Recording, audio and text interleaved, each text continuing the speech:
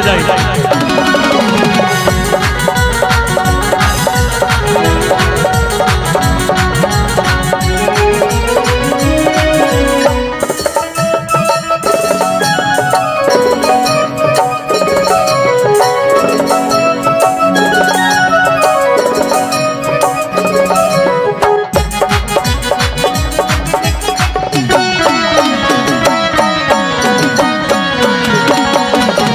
काम के अधिकारी तो है बड़का भैया हो,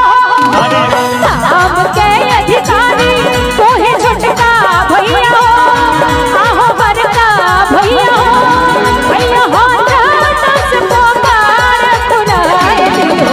चंपा फूल लगाए दियो, भैया हो दस पुकार सुनाए दियो, चंपा फूल लगाए दियो। गाँव के दुलारी हमर छोटकी बहिन गे, दुलारी बहिन गे,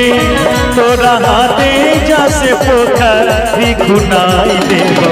चंपा फूल लगाई देबो गे, तोरा हाथे जैसे पोखरी खुनाई देबो, चंपा फूल लगाई देबो गे।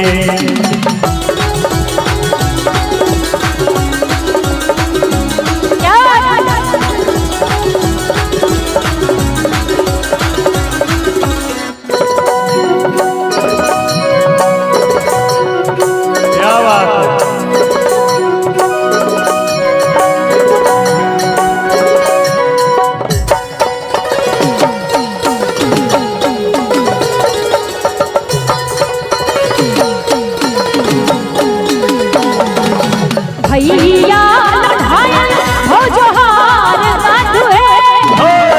भैया लढ़ायल हो जोहार गाधु है, हो जोहार गाधु है, हो जो वही हर बहिनी पर की बहिनी चकेवा खेलत है, आहे ओही हर बहिनी पर की बहिनी चकेवा खेलत है। काम के अधिकारी तो है रूपेश भैया हो,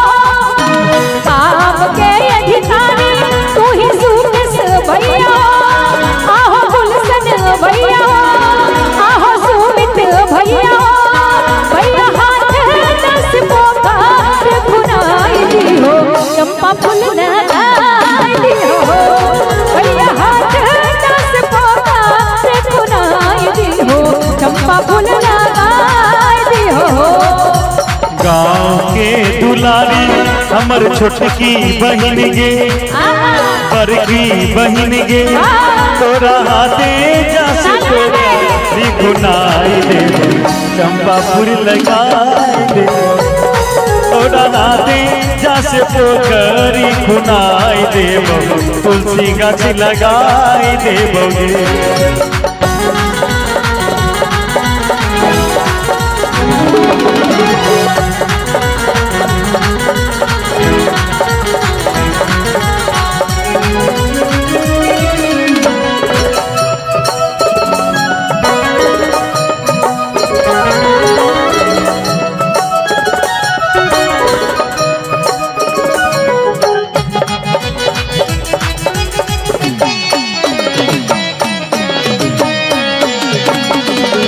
काटी बढ़ाई बनती तीर है, काटी बढ़ाई बनती तीर है, बनती तीर है, कहे कहाँ से बनायब राजा से चकेवा खेलब है, कहे कहाँ से बनायब राजा से चकेवा खेलब है। गाँव के दुलारी हमर छोटकी बहिन गे, हमर नेहा बहिन गे, तोरा हाथे जैसे पोखरी सजाई देबो। एक मिनट कि तोरा हाथे जैसे पोखरी सजाई देबो, झालर लगाई देबो, तोरा हाथे जैसे पोखरी खुनाई देबो,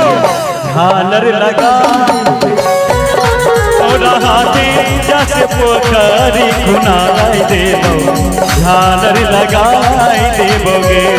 तोरा हाथे जैसे पोखरी खुनाई देबो झालर लगाई